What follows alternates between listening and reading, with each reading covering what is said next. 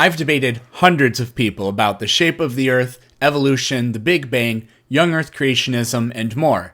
And now, you can too. Rational Answers to Stupid Questions is my book that covers all these topics and more. Or if you simply like learning about science, I did tons of research and there's lots of great content. The book is available on BookBaby, who did all the design, printing, and editing of my book. If you ever want to write and publish your own book, they have an incredible staff that can make that dream come true. Check out the link in the description. Enjoy the video. Hey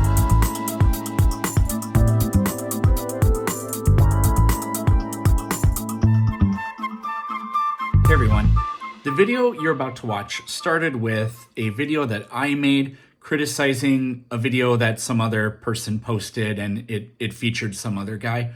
Well, the guy in question posted a response video to me.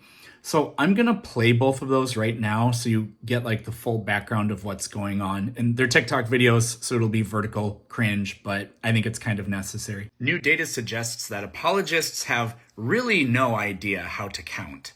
Have a miracle count with an associated Christophany. That Christophany predicts, hey, go reach out to this person and you're going to be prayed for and you'll be healed of cerebral palsy, which you've had for 30 plus years. You're paraplegic, you have the brain scans to prove it, all this other stuff. It's biologically impossible to be healed. You get prayed for by that type of that same person. This is the story of Marlene Kleeps. Long story short is the religious context of this, because she was healed instantaneously, walked. If Jesus is alive today, you would expect to see something like that, where if Jesus was dead today, something like that is drastically unexpected. The idea is this. You start off on the premise that a resurrection happening in general is extremely unlikely. Let's say 0.001%. Every time we add a factor, we can increase those odds. When we take all the factors, the resurrection becomes more likely than unlikely. So that's 1 point in favor for a prayer to walk being answered, and 6 million unanswered prayers during the Holocaust, counting against you. Just kidding, it's hundreds of millions, probably billions, because they prayed constantly. You know, I actually brought this up, and this is the response I get. I mean, what are you doing, John? You gonna direct this summer's hit feel-good movie? The Holocaust wasn't that bad. Consider the horror of what the people who left these scratch marks behind were going through, begging God to make it stop. Was it callousness, indifference, inability?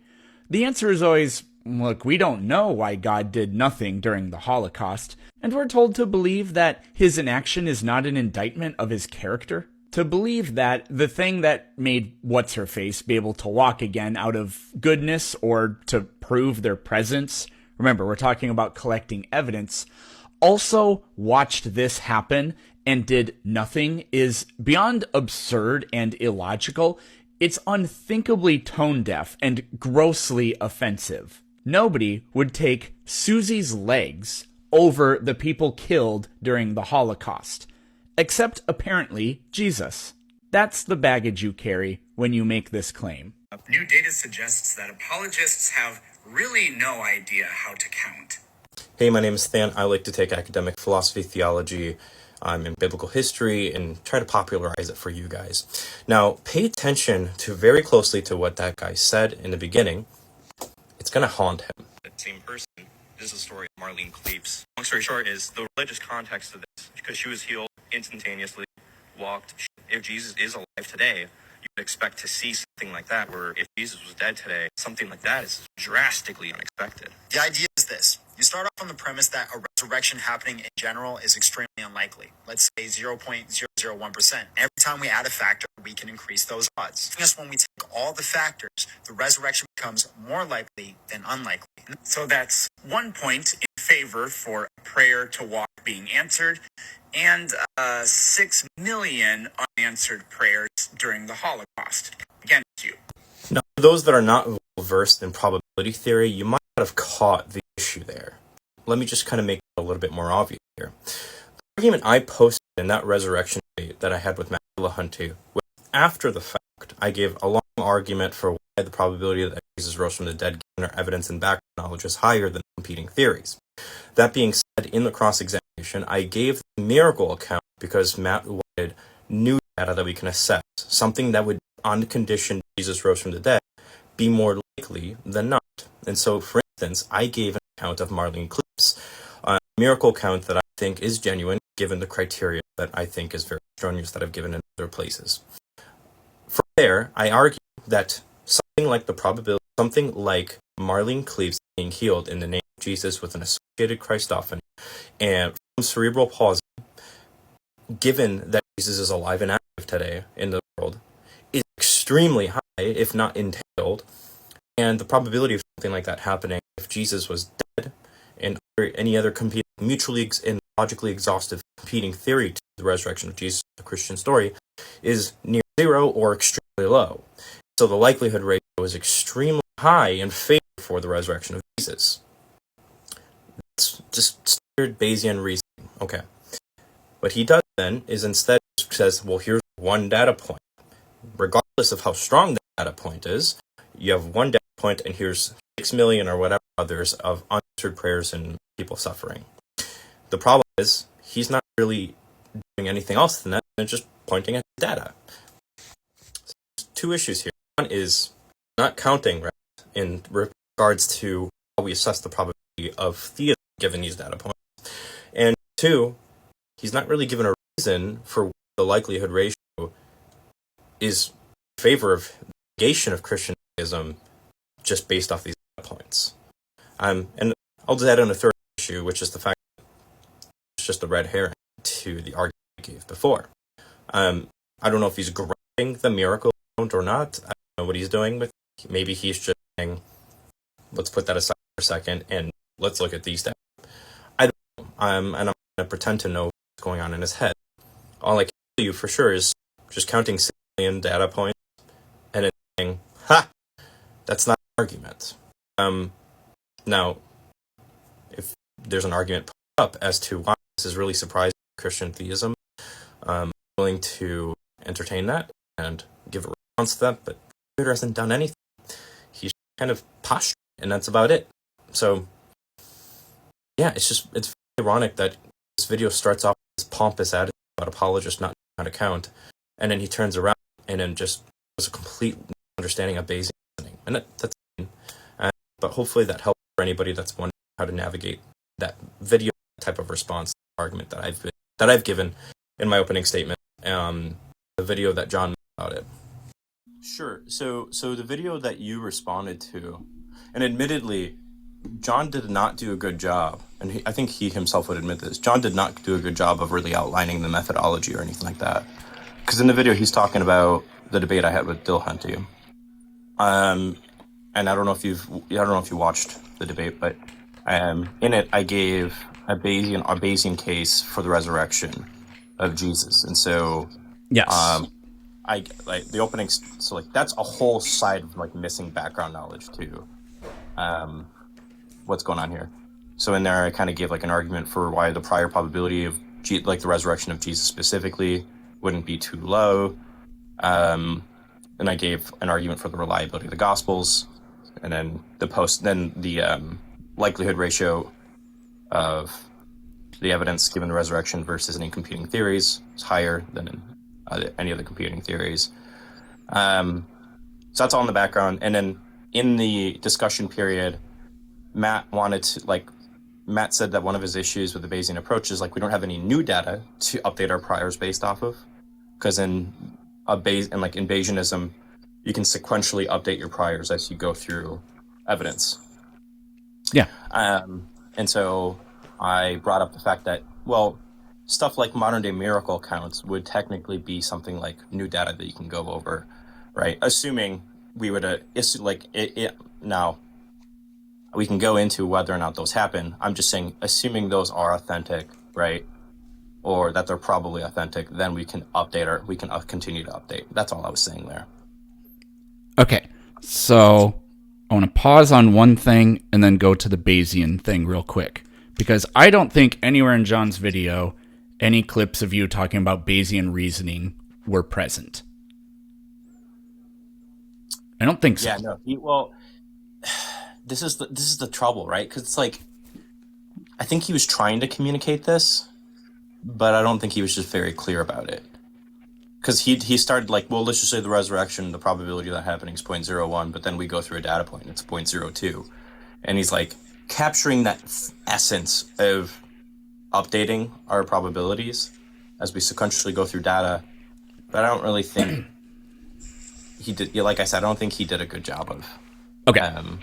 And that's whatever. I don't have a major gripe with that. I think the Bayesian thing, I think we can have two conversations about this miracle and what's the inference to the best conclusion or explanation. And we can talk about the Bayesian thing. I think we can actually talk about these completely separately. My issue with when I saw that is, and I'll tell everybody a little bit more of what's going on, and I'm going to make it very simple, but I don't think this is a straw man. I'm not laughing at you. There's somebody in the chat. If you look at it, it looks like my logo, but it's exploring my butthole. Yeah, they're pretty funny. I'm sorry. I'm not laughing at you. I just thought that was funny. Yeah, they're pretty quick to do stuff like that. Anyway, that's really funny. I'm sorry.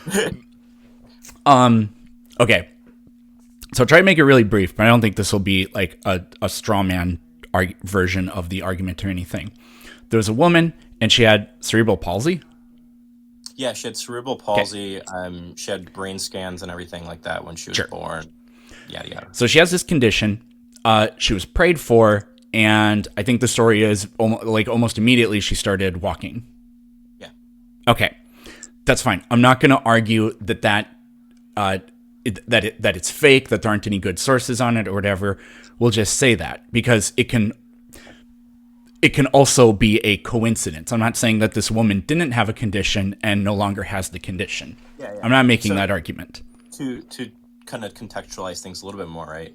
I'm a Bayesian through and through. So I think the logically exhaustive and mutually exhaustive theories to try to explain what happened are going to be some sort of, and it can be a combination of these, right? But basically lying, doctors were mistaken in some sort of unnatural law or divine intervention. Those are kind of like, broadly speaking, are four theories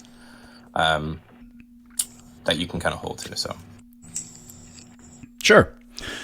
So, my main thing, I said a lot of things, and I have a style, and it can be pompous. You're not wrong. John and I think, have a mutual respect, but we also don't wear gloves when we do our thing. Yeah, I'll admittedly, so, I owe you an apology for that, honestly. No, I don't care. I deserved it. Fair enough.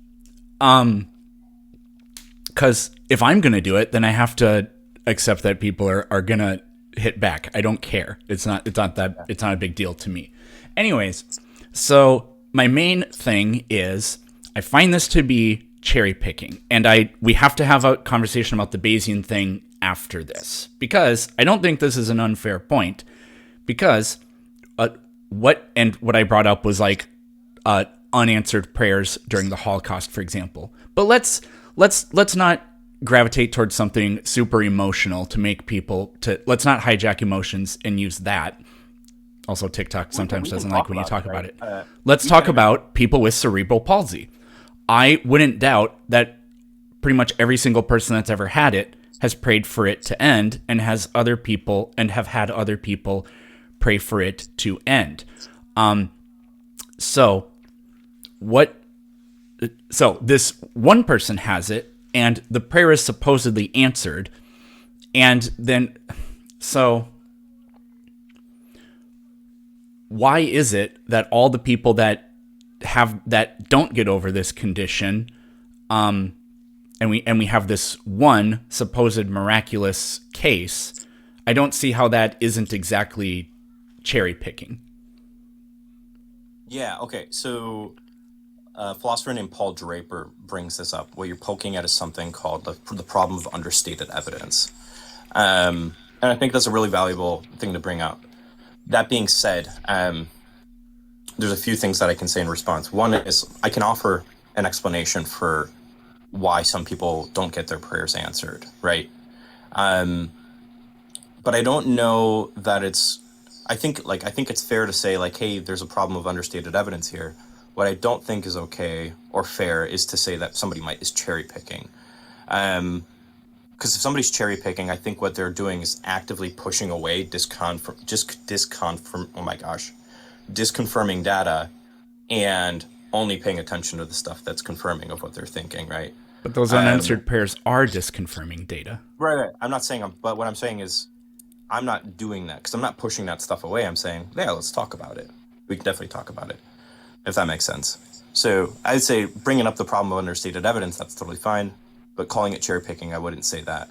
Because really, like, at the end of the day, if you're talking about an argument, here's a data point that confirms my theory, that's not ignoring the rest of the data. That's just saying, hey, here's a data point that raises the probability. But does it raise the probability? Yeah, I would say so. I mean, like, so what definition of evidence do you hold to? What definition of evidence do I hold to? Yeah, so like in the philosophy of science and the philosophy of evidence, we have different like theories of evidence and models of evidence. The consensus view at the moment is the positive relevance account of evidence. Nope, no idea what that means. Okay, totally fine. So long story short, any data point is evidence for a hypothesis if and only if that data point raises the probability of the hypothesis higher than the prior probability of the hypothesis. Or a much simpler way of putting that down is a data point is evidence if it raises or lowers the probability of a given theory. Okay, that's fine with me. And let's just say that her case raises the probability. Why doesn't every single other case, and there are going to be tens of millions at the very least of counter examples, why do those not raise the probability, or why do those not lower the probability? Yeah, so this would just kind of come down to how you conjoin theism with any kind of value theory. So like it might make sense at first glance that it's evidence against theism if you have unanswered prayer or anything like that. But I think if you can come up with some sort of axiological account of why God might not answer prayers and miracle healings and all these other places, it won't lower the probability. So, for instance, this can get deep in the weeds really quickly here. So, I'm going to put the ball in your court instead. And I'm just going to say this before I do that. If I have an account of explaining why things like this are very expected on theism, and then why on theism we would expect to see things like unanswered prayer, and suffering and hiddenness even, right? Then would you say that these data points are not going to be evidence against theism? I didn't really understand that very well at all. That's okay. That's totally fair. What it sounds like, unfortunately to me, is happening here is this all just sounds way too convenient because, well, we have an explanation for why points against never count as points against and only points in favor of raise the probability. Hold on. You cut out for a little bit there, sorry. That's totally fine. The problem that I see here is, you can hear me okay now? Yeah. This just all sounds way too convenient because it sounds like, well, for every point that could be counted against, we have an explanation for that. So the only thing that we will count are things that raise the probability. And we're not saying that there are gajillions of those things. We're going to say that they're very rare, but they do happen. But it honestly sounds like the only thing that happens are idiosyncratic events that raise the probability. I mean, because like you can say, well, the unanswered prayers, there's an explanation for that. There's an explanation for the supposed answered prayer, which is that it's a coincidence. And if we want to eventually go to Bayesian reasoning, how is a coincidence less or an as of yet undiscovered medical phenomenon that has a completely naturalistic explanation? How is that less likely than the intervention of some sort of being whose attributes and characteristics we can't even possibly try to understand. This would now be it's not Bayes, but it's Hume. Now we're in Hume's court. It's always more rational to doubt a miracle. I would just say Hume's whole project was really wrong-headed, and it's outmoded by modern advances in epistemology and philosophy of science. Because Hume was working off a frequentist model, and if you know who Karl Popper was, he was a proto-Popperian when it comes to the philosophy of evidence and philosophy of science. But the main point I'm trying to get here is, okay, well, let's put that aside. There's a few things going on here. So I'll address the last. My main thing was it sounds way too convenient. Okay, yeah. So let's start there. I'm not really sure how that's an objection. Like for instance, if in science we have one of the standard things people go to when it comes to how we assess theories and what's counted as ad hoc or when post hoc rationalizations are bad, stuff like that, is the solar neutrino problem, if you've ever heard of that. I mean, I know what solar neutrinos are, but I don't know what the solar neutrino problem is. Yeah. So the long story short is, and I'll just kind of make this really dumbed down, not for you, just for the sake of the audience and stuff too. Our standard solar model predicted a certain amount of neutrinos that we would expect to see. We didn't see those things. And so just given folk understanding of how science works, right? People would think, okay, well, that just disconfirms the standard solar model, right? But what did the scientists do? They were, instead of just saying, okay, well, that disconfirms the standard solar model, what did they do? They looked at their auxiliary theories and said, well, we have certain assumptions about what our instruments are measuring. We have certain assumptions about what types of neutrinos are out there, et cetera, et cetera. And so they did a post hoc rationalization, updated their theory and their auxiliaries, and then actually found out, well, hey, the amount of neutrinos we're seeing are the ones that we should be seeing. It's just we're missing some because we needed a different tool to measure the other types of neutrinos. And that was a standard example of how it's okay to update your theory when new evidence comes along. Yeah, that's totally fine with me. Yeah, so I'm just doing the same thing, right? I'm just saying, hey, it might just be initially surprising that unanswered prayer and suffering happens on the condition theism is true. But just like what scientists do when they look at their auxiliaries, I'm saying, well, I'm just going to update my axiology, my value theories, and I might discover through something that's initially disconfirming that we have something to explain those initial disconfirmations.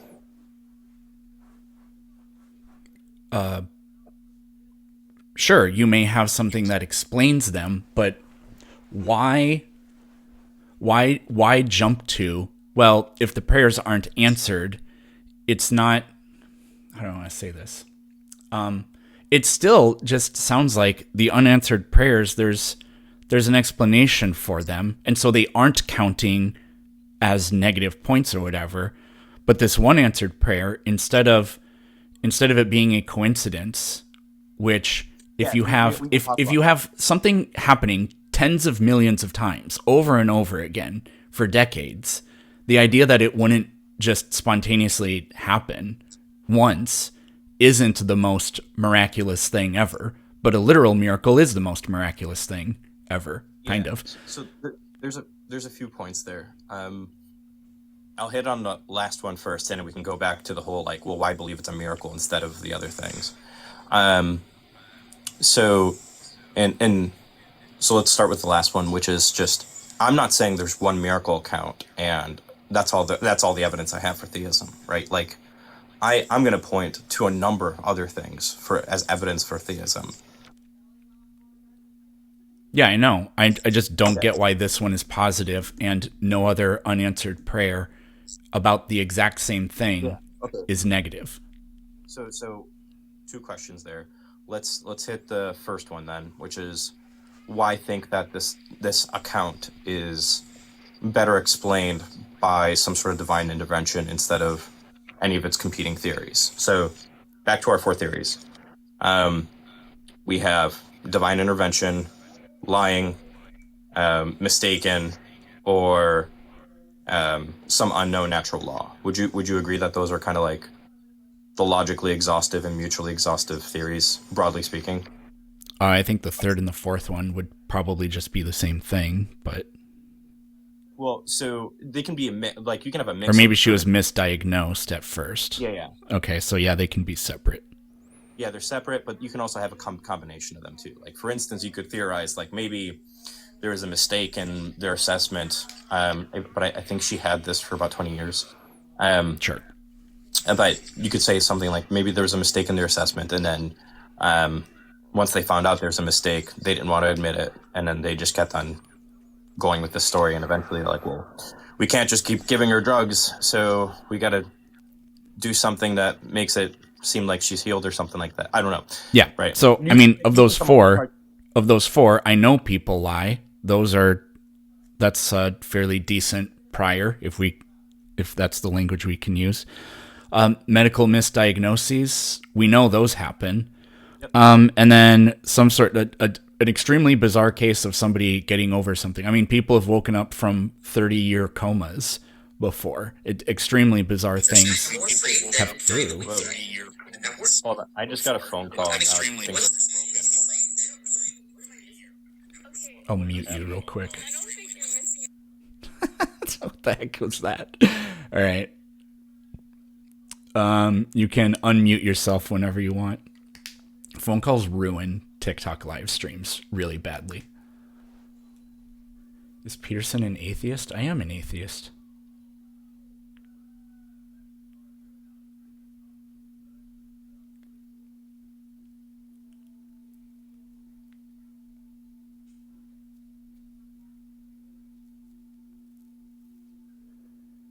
Anti-theism? Well, I'm not an anti-theist, Trenton. Sorry. All right. I assume he's going to be right back. In fact, I can see him there, so I'll just invite him.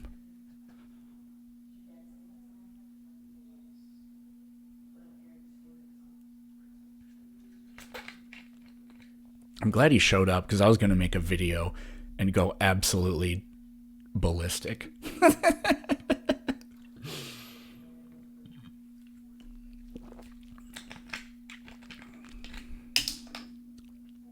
So I don't believe in anything. Being an atheist means you don't believe in anything. What are these idiots doing? My wife called me and then it just ruined everything. Yeah, it's happened to me before. So anyways, I just basically what I was wanting to go over was reasonable establishment on three other possibilities. And then we get to divine intervention. So without just claiming that the resurrection really did happen, what priors do we have? Well, yeah, look, I'm making a conditional statement here, right? So I'm saying if Jesus rose from the dead, right? Well, there's two questions happening here, right? The one is we're asking about the likelihood of this miracle account being authentic versus any of the competing theories. And the second question is, given if it is authentic, what is that evidence for, right? And I'm saying conditional on Jesus' resurrection, this evidence is not surprising at all. We're conditional on any like Jesus being dead or not, or Christianity not being true, or even theism not being true, right? It's the probability, I would say, is near zero, and we can talk about that. But those are two different questions. So are you wanting to address? Right. So if there is a Jesus that can answer prayers, then a miraculous healing is the kind of thing you would expect. I don't even really disagree with that. Whereas if there is no divine intervention in the universe, which wouldn't disprove God, then these other things have a likelihood of almost zero. Assuming I wouldn't call this begging the question, but I think you kind of... I mean, we're just saying if... Well, what were you going to say? I'm saying, like, assuming that an actual miracle occurred, or probably an actual miracle occurred. That's why I'm saying there's two separate questions. And how you assess the answer to the second question is going to be contingent on how you assess the answer to the first question. The first question is, did the resurrection happen? No, the Marlene Kleep's example, the miracle account. Did that actually happen? Oh, right. So, yeah, I have again, I'm operating from the standpoint that she really did not have the ability to walk properly and now does. Well, yeah, there's more to it than that. If you look at the case itself, I don't have everything memorized off the top of my head. But there's medical documentation that people looked over. Their doctors came forward and talked about it. There's a nurse that came out and talked about it. She had brain scans prior to this, and then the day after she had more medical tests done. I think it was close to like 40 different medical staff were involved in the testing. Yada, yada, yada, right? So it's just like, right. And this went over the course of like, I think it was 18 or 20 some years. And so to me, it seems like extremely unlikely that for over about 20 years, you're going to have a mistaken medical documentation and brain scans that show cerebral palsy. And it seems incredibly unlikely that somebody is going to be lying about their hand. Like, if you're familiar with cerebral palsy, right? Her hands were like clenched together. She was a paraplegic. The next day she scored 40 some points higher on her strength scoring and stuff like that. Right. So again, I have no problem conceptually with the idea that if Jesus is who you think he is or whatever, then he would have the capacity to answer prayers and do a miraculous healing. I have no problem with that. I also have no problem with the idea that whatever happened to this woman was, if there is no miraculous healing, is extraordinarily unlikely. I mean, I wouldn't say zero, but that's because I wouldn't say zero for anything unless it's like literally logically impossible or something like that, you know? But then to jump and say, so we would expect this to be the case if theism is true or whatever. We're just, and if I had training in mathematics, maybe I'd be able to better communicate this. But it just sounds like we're jumping to that. Does that make sense? Are you therefore it's the best. I don't know if the only way we can actually deal with this is, okay, well, now we actually just have to talk about the resurrection because that's what's grounding the increased probability for this. And that just seems like not fair because that's not what we're really talking about. We're just talking about in competing worldviews. Whereas what I'd rather do is talk about how have you arrived at, even if the resurrection happened, let's just say that it happened. How are we actually saying that it's more likely that this woman was miraculously healed, even if we agree that miracles do happen or have the capacity to happen? Let me rephrase your question in a way that I think I'm interpreting it as, and then you can just correct me if I'm misunderstanding you. Are you asking? Is your worry that I'm just saying, hey, if the resurrection happened, then I'm expecting to see this? Like, pretty much. That's a big part of it. So, do you have an issue? Is this issue that you have unique to religious discussions? Because, like, I would say that's we do the same type of. I think that people that say, "Oh, my amethyst crystal wards off negative energy," I would say, like, fuck, it does. Give me any medical test that demonstrates that. I would say the exact same thing to them. Yeah. Okay. So one, I get what you're saying there, and this is where we can get a little deep in the weeds if you want to. There's a few things that we can talk about here. One is, I would just kind of point to how we structure our reasoning in science, and we use conditional probabilities like assessments all the time when we do this type of stuff, right? Like, but would you dispute what I just said there, or do you want me to give an example? I would say we do that when it comes to like origin of life stuff, or evolution, like different models of evolution. I mean, it sounded like you were just If you again find the option describing to use the updating question, our I'm not model arguing based on for new it. evidence. So I don't have a Say what- problem say with what that. again? It sounded like all you were doing was talking again about the idea of updating your model when you have new evidence. Mm-hmm. So I have no problem with that. The big issue I'm having is, let's just say we live in a world where miracles are possible, and well, that's really all we need to say. Why are we saying that the best? I still don't see where the best explanation for this was a miracle, even in a world where miracles are possible. Because the other thing isn't impossible, and Yeah. I don't understand. I mean, maybe now we have to move to the Bayesian thing Yeah. because So do you want to talk about the miracle itself, or do you want to talk about the explanation of the miracle, assuming it happened? do I want to talk about what happened to her? Is that the miracle? Yeah. So like we can look at the data and say, okay, here are four theories when it comes to the explanation of the testimony of the doctor's medical documentation, all that jazz, right? And ask, what's the best explanation of that data? Or we can move on from that and just say, like, okay, conditionally speaking, if we grant that that was an actual miracle, why is this evidence for theism over atheism? Like, those are the two separate, like, dialectic things we can kind of hit on. I'm having trouble understanding which one you want to hit on. I'm And we just can take, I just want to. I feel like I'm going to repeat myself here. I just want to try to understand why we're thinking that the miraculous event is the best answer over any others, or even like maybe we can add a final one, unknown, which the unknown would just be a different kind of non-miracle. So maybe that, I guess, isn't yeah, totally it'd be fair. like an unknown But even natural law. if we can't explain it naturally, the likelihood of an explanation doesn't necessarily increase when other data doesn't produce results. That's not evidence in favor of yours.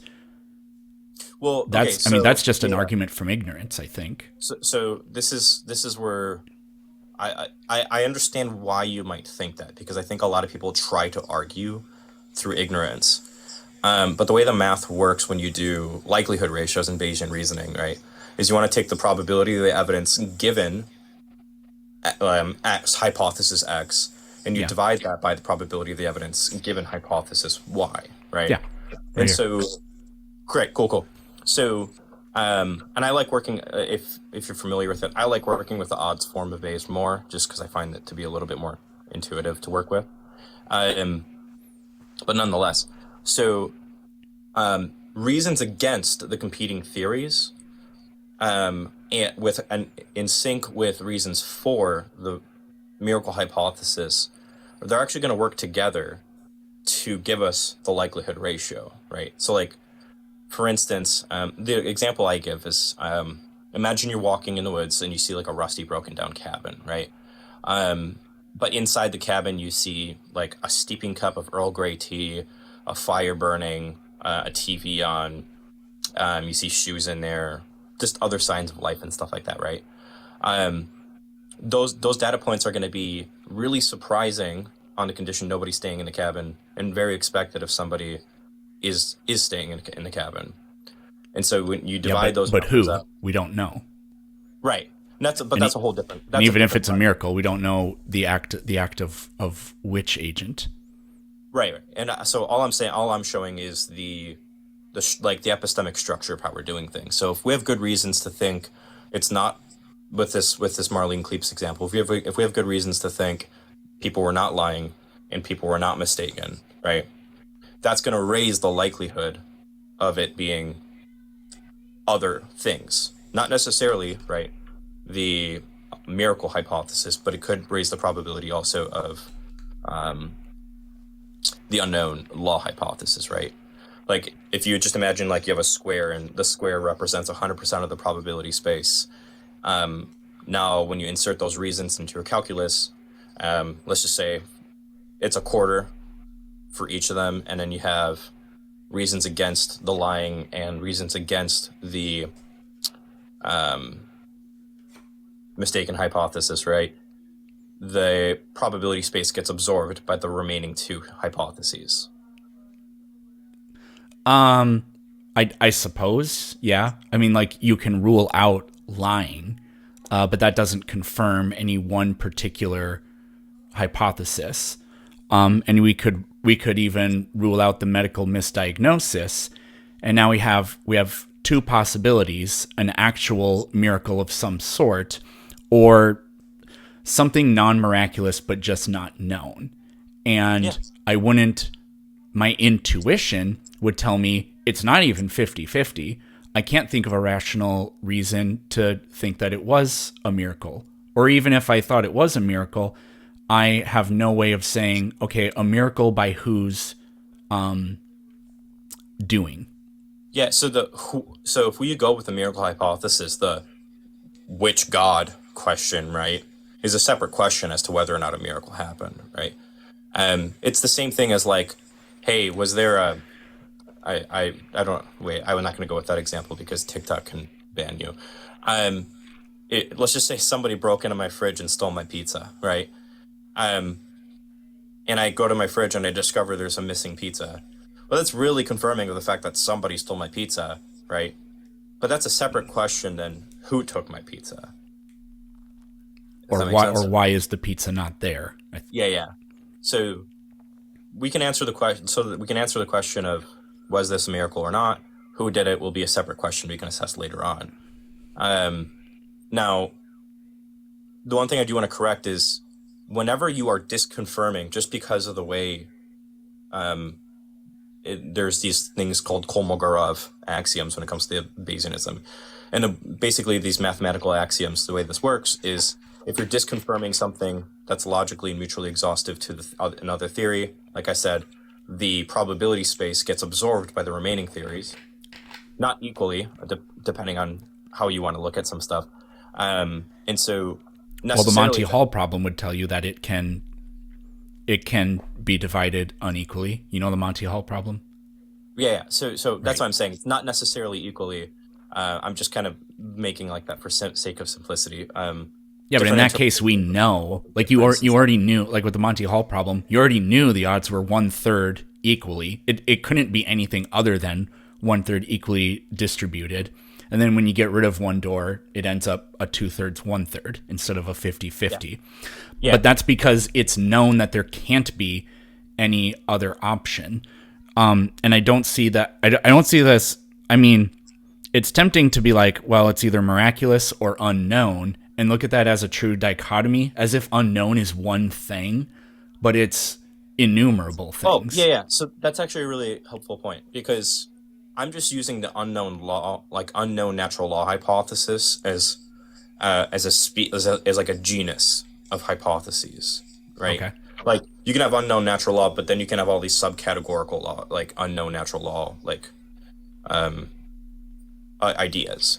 That's totally fine, but they all still fall under the category of some unknown natural law. So in like the same way, like you and I both, presumably you believe in evolution, so you and I, if we're arguing against the young Earth creationists, I might be like, well, there's all these different like types of evolution. So how are you dividing out the probability space? I'm just gonna like say, well, hold on, look, evolution's a specific genus, right, of a theory, and then from there we have Darwinianism, neo-Darwinianism, structuralism, all this other stuff, right? Sure. And then as we disconfirm any particular model, well, the probability space just gets absorbed by the rest, and it's the same thing with this unknown natural law thing. Okay. Does that answer your question? I think so. Okay. So yeah, so like the main point I'm just trying to make is as we disconfirm, it necessarily confirms other things, and as we confirm some things, it necessarily disconfirms other things. So if the big thing is, excuse me, if your big thing is just, well, hey, I have reasons to think that the prior probability of miracles happening in the first place is really low, right? That's totally fine. I'm just focused on the likelihood ratio right now, right? Because when we're doing Bayes, there's two, at least when we're working in the odds form, we have the ratio of the priors and we have the likelihood ratio of the evidence given the competing theories. Yeah, and then I suppose we're now fully on this because in our little exchange that nobody has seen on your video, when you brought up Bayes, I said, okay, well, what are the numbers? Yeah, and I don't think we need them. I think we can work within like epistemic ranges, like low, medium, high, schmedium, stuff like that. Or you can have expected, modestly Schmedium. expected, surprising. Schmedium's like small and medium. Interesting. I talk like that a lot. I smear my words together. It's a Midwest. But yeah, so you can Yeah, do, you can do it that kind of probably stuff. is. So I don't really get the whole thing where, well, we're talking about probabilities and priors and X happening given Y, but we're not going to deal with but we're not dealing with numbers. Well, I don't yeah. think that you So can label it that way because I mean I looked up Bayesian epistemology and it's a framework that is grounded in Bayes' rule or Bayes' yeah, theorem. yeah. So this is a really common like objection that you get to a lot of Bayesian approaches to God's existence and all these other things. And this comes from this. I don't know why this happens a lot, but a lot of people like their intuition about when it comes to probability is just strictly statistical probability, right? Or frequencies.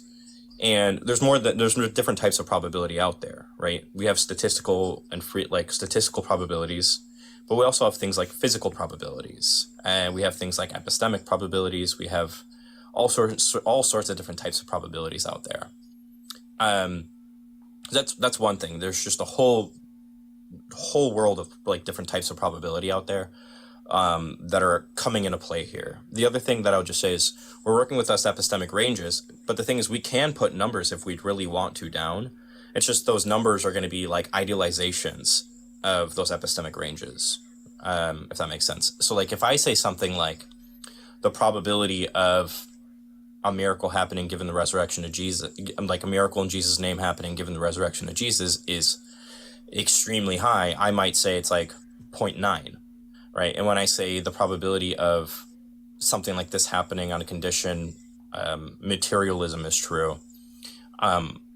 If I say it's extremely low, I might enumerate that as about zero, right? Because I can't necessarily rule out some unknown natural law, but given what I know, the existence of some unknown natural law seems really low, if that makes sense. Sort of. I mean, I don't get. I'm happy for you to tell me, but I don't get even the idea of saying, well, we can assess what's more probable even without using numbers or whatever. Like, is this just like I would agree that something that logically makes absolutely no sense is less probable than something else. So, like for example, so that could be an example where I'm not going to disagree, even though you didn't run the numbers on that one. You know, I'm not going to make.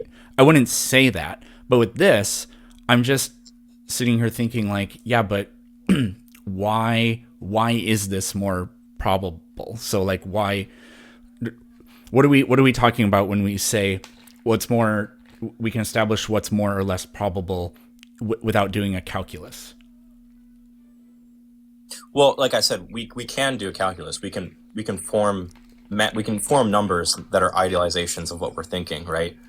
So if you're just asking, well, how do I know what the probability of some data point given some hypothesis in our background knowledge is divided by the probability of that data point given a competing theory in our background knowledge? Well, it's the combination of just our background knowledge and those data points. Like, for instance, I like using this as an example.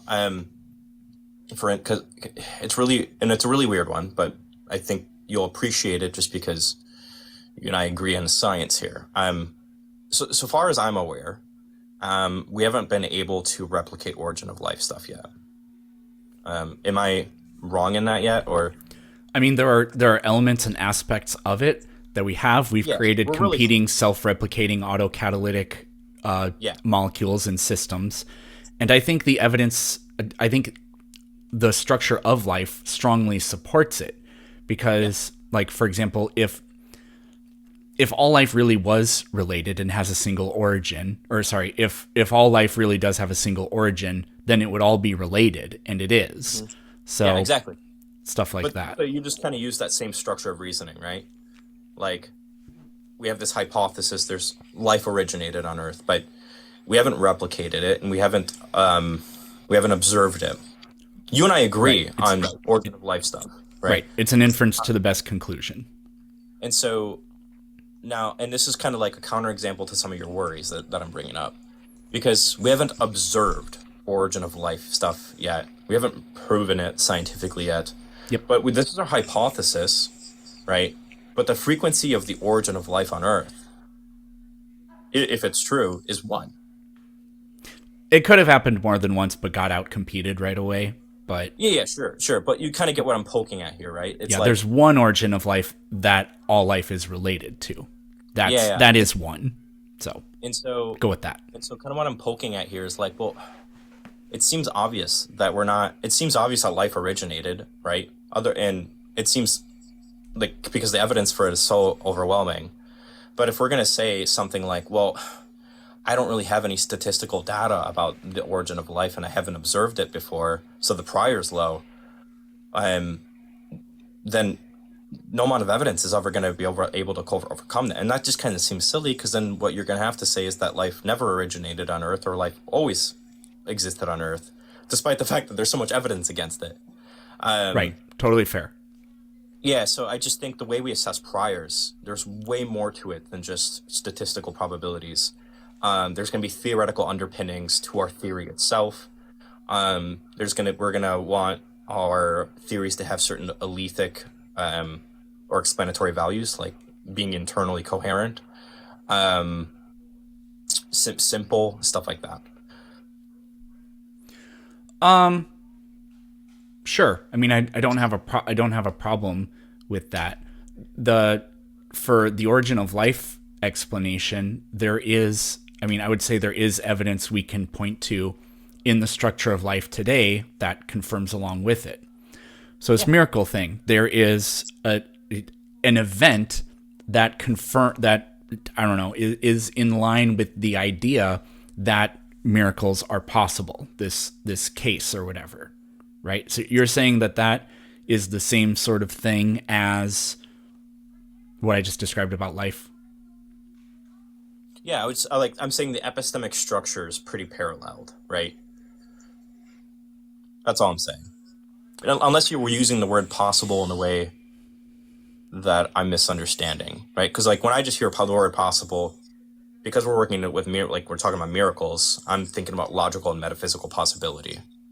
Because like obviously as far as I'm aware from the medical data and literature, I'm talking with different experts, like a spontaneous actual healing of cerebral palsy is biologically impossible. You can go into spontaneous remission, but that only lasts for a few days, and the remission is just from the symptoms, not the actual like bedrock of what's causing it. And so I lost my train of thought.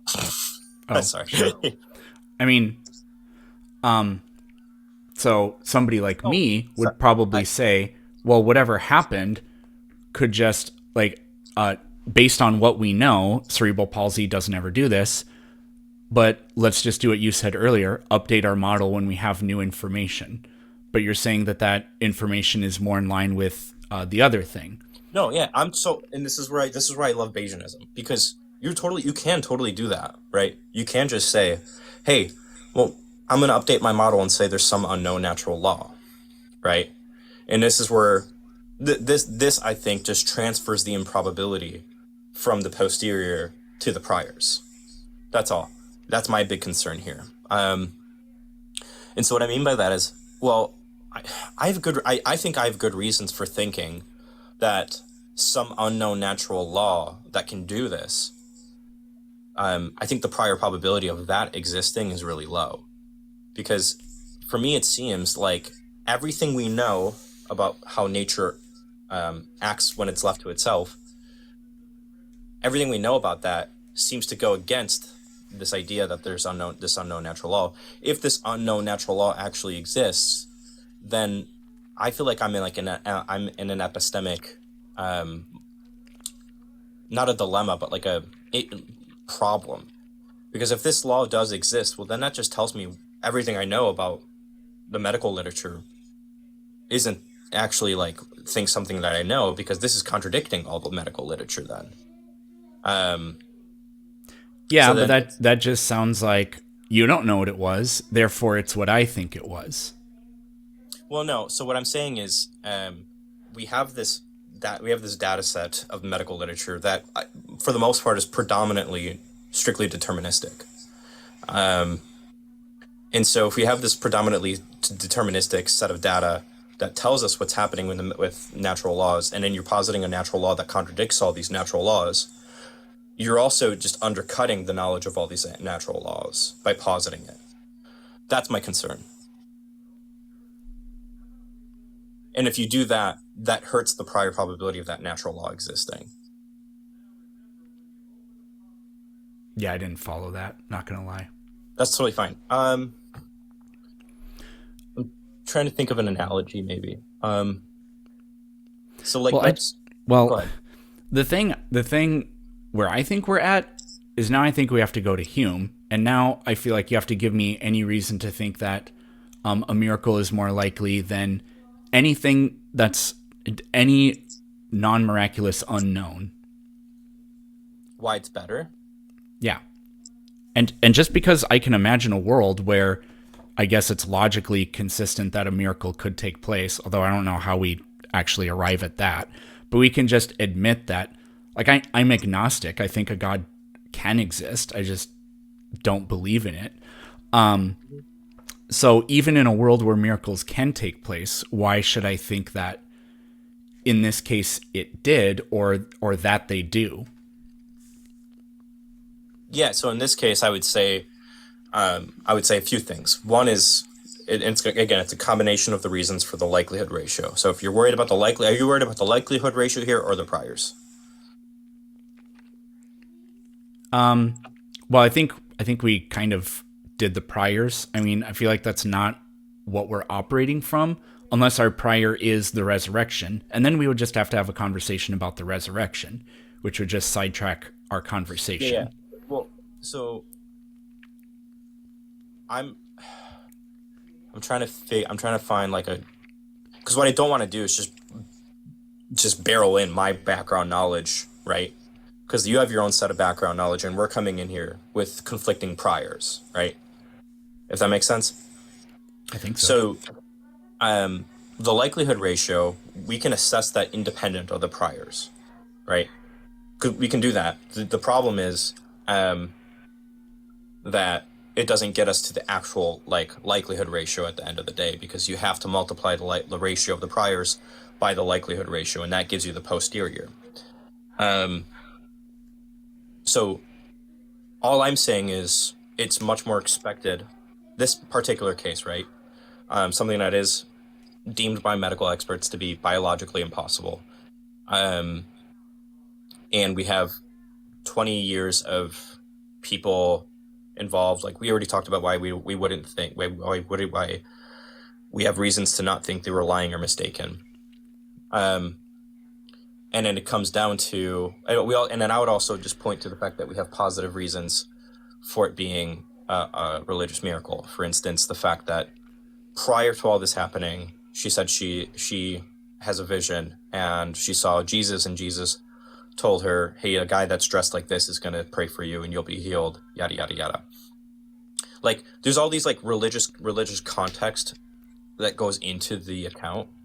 And I would say that that religious context is much more expected on the condition that some sort of Christian explanation is true, versus the unknown natural law one too. So apart from the claim that before she was healed, she had a vision, every single other thing I heard was, we don't know what it was, therefore it's more rational to assume it's the miracle. And I don't think that's not the argument. And again, but that's all I heard. Yeah, this is just basic math. I mean, like, because again, probability of the evidence, given the miracle hypothesis, probability of the evidence, given any competing theory. But we The evidence don't can be- have. But we don't have the numbers. Now we're back to that. If it's basic math, Yeah, I know we had that's this whole conversation where I thought we were just using intuitive reasoning and not trying to actually calculate anything. And now you're telling me this is basic math. Yeah, this is basic math. Because like I said, we can use these epistemic ranges and then make numbers that are idealizations of those epistemic ranges. Okay. How are we doing that? Yeah, so like I said, like so the probability of this happening on the condition Jesus is alive today, to me, seems extremely high. So I might put that at a 0.8, right? Just to be, I'll even put it at like a 0.6. We can just say modestly, right? You can say something like modestly expected. And so 0.6, then what's the probability of this type of stuff happening on the condition that some unknown natural law exists that can do this, right? For me, I don't know, like, you'd have to be the one positing theory, but like, what is the unknown natural law? Is it some unknown natural law that only arises within a specific context? Is it an unknown natural law that contradicts the rest of the biological knowledge that we have? What is the alternative like law we're positing here? I'm not claiming to know what caused her case to change. I'm not claiming to know that. No, you don't have to. All I'm saying is we have data that we want to explain, and we can Right. generate our hypotheses. My hypothesis is Jesus is alive today and active in the world, and he answered this prayer. The competing theory, you don't have to claim to know what the competing theory is, but we can assess what those competing theories are, and we can establish a likelihood ratio based off of it. That's all.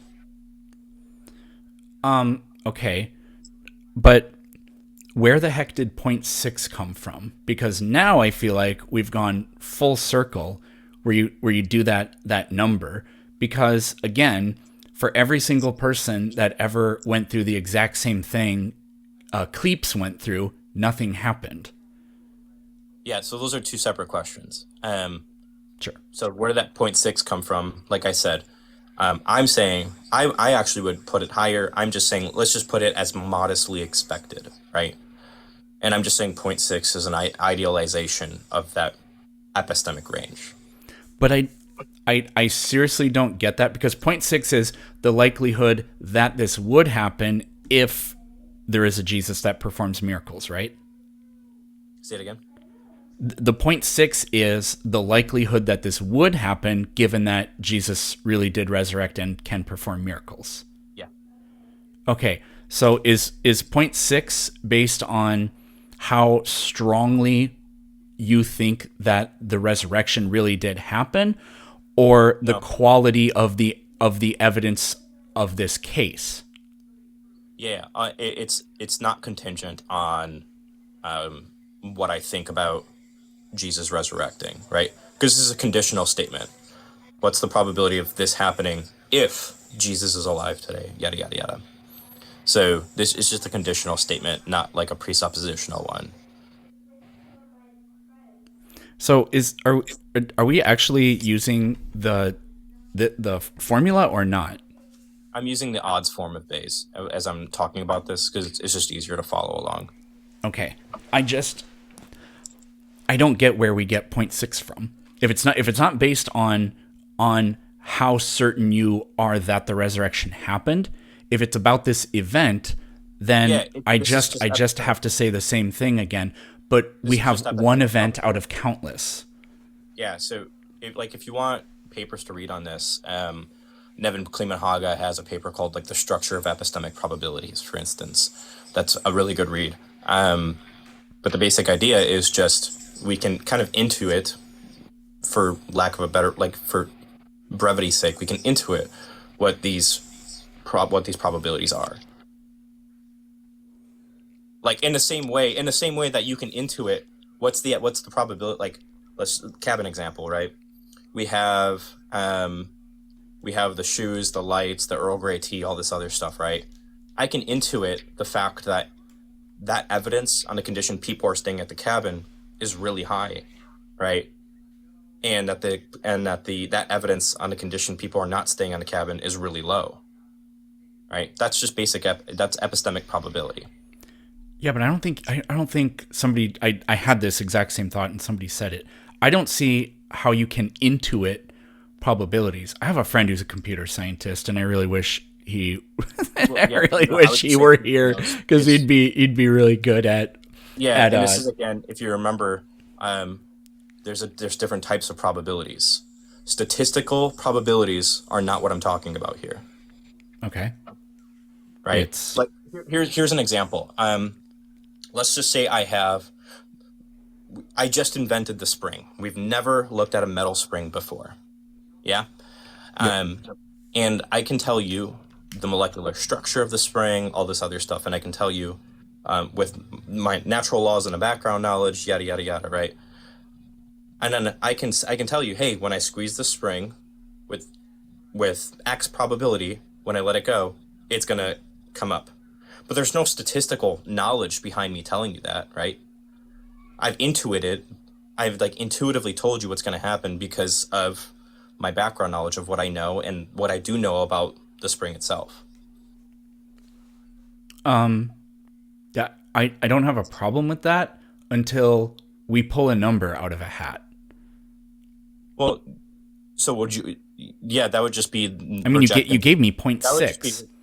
Yeah, what? that would just be rejecting epistemic probabilities then, wholesale. No, I'm trying to figure out, why is 0.6 the number? I said 0.6 is a representation of modestly expected. Okay. So you would think that any alternative explanation, the number would be... Well, it depends on what the alternative explanation is, right? I think the alternative explanations of lying or mistaken are extremely low. Like, I maybe put them at like 0.1 or something, because we have so much evidence against that, right? Yes, but for the Brazilianth time, I would say we have so much evidence to doubt what you're saying, because of all the people with cerebral palsy for which nothing ever happened. Yeah, but that's a different data point. We can talk about those other data points. Doesn't the totality of data inform you of the probability of what value you should assign your number? You want to look at data sequentially, and then as you look at data sequentially one by one, if you come up across a data point that's actually disconfirming of the conclusions you came back to later, that's when you go back and reassess in light of the new priors. But you don't just look at the totality of the evidence and that's it. Why would you not do that? Because that would be assuming that all data points are probabilistically independent. They're not? No. That's like saying what? That's like saying, hey, I have a crime scene, right? Yeah. And there's I don't know what I'm allowed to say. So like, let's just pretend this is the weapon that was used, right? I have this at the scene, and you also have my thumbprints on the scene on this thing, right? So you have these competing theories. It was me who did it, or you who did it, right? And is it completely probabilistically independent? Are the thumbprints and this thing itself, are those probabilistically independent to the point that we can just assess everything itself, like everything on its own, and it won't tell us or inform us as to like how we should assess the data points? Yeah, it didn't work for me. Are you trying to say the fingerprints and the tool are not causally related? The fingerprints on the tool inform you on how you should assess the probability of who did it based off the tool too. But does that make sense? So if I investigate first the fingerprints, that tells you, oh, okay, so these are Than's fingerprints, and then you assess the tool, and then you might look at like the types of the damage that was done to the person or whatever, right? Then you can come up to these different probabilities. But the whole point is the data works collaboratively with each other to inform us how we update our theories. So like my problem with that was you said that each data point, what did you say about the data points being independent? Yeah. You said that's assuming that each data point is not independent? Is independent. Is independent. Probabilistically right. Independent. Probably. Meaning, Yeah, because so what I mean by that is when you flip a coin, every single time, each of those events is probabilistically independent. Yeah, those would be, yeah. Okay, but how come a sequence of prayers, a gazillion unanswered, this one answered? I mean, let's just say it's happened to some other people too. But how are those not? You're saying that those don't follow the same rule that the coin flips follow. Yeah. That seems absurd to me. Yeah, so let's start here. A coin flip, I would say, is independent because there's no factors at play. Assuming there's no you're not using a rigged coin or something like that, right? Like, there's no other factors at play that'll tell you anything about. Prior coin flips don't affect future coin flips. Yeah, exactly. And I would argue that Bobby Joe's prayer doesn't affect Mary Sue's prayer. That's statistical probability.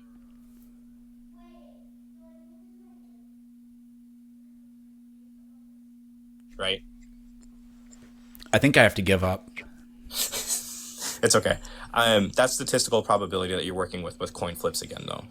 So, when it comes to the things like prayer, again, right? Well, why is it the case that it's not probabilistically independent each time? And that is going to fall back on the fundamental theory of Christian theism and all this other stuff. So, so for instance, if on my account I can say something like, God is under no obligation to heal every single person, right? And say something along the lines of when God does choose to heal somebody, it's for X reasons. Those things are going to be things that go into account as to whether or not a particular miracle claim or prayer request or something like that happens or doesn't happen, is going to be informative or probative to us as to whether or not it's strong, weak, or non-probative. Strong evidence against, weak evidence against, or for and against, or non-probative against God's existence. And so this will get us into the problem of evil, the problem of unanswered prayer, problem of divine hiddenness, and problem of suffering. I kind of group them all up into the same class of arguments. My kids just woke up too, by the way, so I'll have to get going soon. Well, it's been over an hour, so that's fine. Yeah, I wasn't expecting them to be sleeping this late, but it gives us a chance for good talk. I lost my train of thought. But anyway, yeah, so we can get into all of that if you want to, right? But the question of why, if I answer that gets us into that stuff, and we can talk about the why behind all those things. It's just that's a different discussion than the structure of Bayesian probability assessments when it comes to these things. Yeah, I mean that sounds like 2 other hour-long conversations, yeah. But I'm wondering if with the time that you think you have left or whatever, if we can just go back to sort of the last thing I was trying to get was where did 0.6 come from? I get what it is. It represents moderately high expectation of the probability of this occurring given blank, right? Mm-hmm. But I'm just wondering, why is it 0.6? Why is it considered moderately high? Because if it's with regard to this case, then why other cases don't counter matter? Are you asking? Okay, so you could be asking 2 questions. Are you asking? Are you asking again? How do we get to that modestly expected conclusion, or are you asking why those other things don't play? Why like non-answered miracles don't play a role into how we assess this particular one? Because those are two different questions. Let me see if I can. I guess just the first one then. Yeah. I mean, let's go to the cabin example. Would you dispute that we can kind of intuit that the probability of like the lights, the Earl Grey tea, all that other stuff being there if somebody, oh hi Atheist, I haven't talked to you in a while. Would you agree? Would you disagree that we can intuit that the probability of all those things being there on a condition no people are staying at the cabin, divided by the probability of all those things being there if people are not staying in the cabin is extremely confirming of people staying in the cabin? I would agree that the evidence suggests that there are people in the cabin because those things, there are other things. We can't assess that in a vacuum. Yeah, we use background knowledge. Yeah, background knowledge. And I don't see how the totality of all miraculous prayers is not part of the background knowledge. Yeah. So this is this is kind of the question. This is a really interesting question. I'm keeping out the rest of my assumed things that I think bring in favor. Let me rephrase that. I'm not coming into this conversation assuming the things that I think favor Christian theism right now. That would be background knowledge, right? So, like, for instance, I think the fine-tuning argument works from a Bayesian perspective. I think arguments from consciousness work, all sorts of stuff, right? But I'm not coming into this conversation and importing that background knowledge into my assessment. I didn't say you were. Otherwise, I would just be kind of question begging. Does that make sense? I didn't say you were. The deal with the cabin is, occupied places tend to there are signs that a space is occupied, because you can go to an abandoned city and find whatever, an oven there, but this oven has fresh baked bread in it, right? So the way we have established that it's likely that this is occupied is not because there are ovens, not because there's the potential that food can be baked in there, but because like we actually found some, right? And bread tends to lose its heat rather quickly. So this bread was put there recently. I don't see how, in the case with the miracles, we don't also say, well, prayers answered prayers would look like this, but we have this totality of evidence against it, where there are unanswered prayers, if that makes sense. Yeah, that sounds like you're talking about the priors, though. Yeah, but isn't that how we intuited highly likely or highly probable? No, I'm just using what I know about the world in general and assessing the conditional probability. Okay.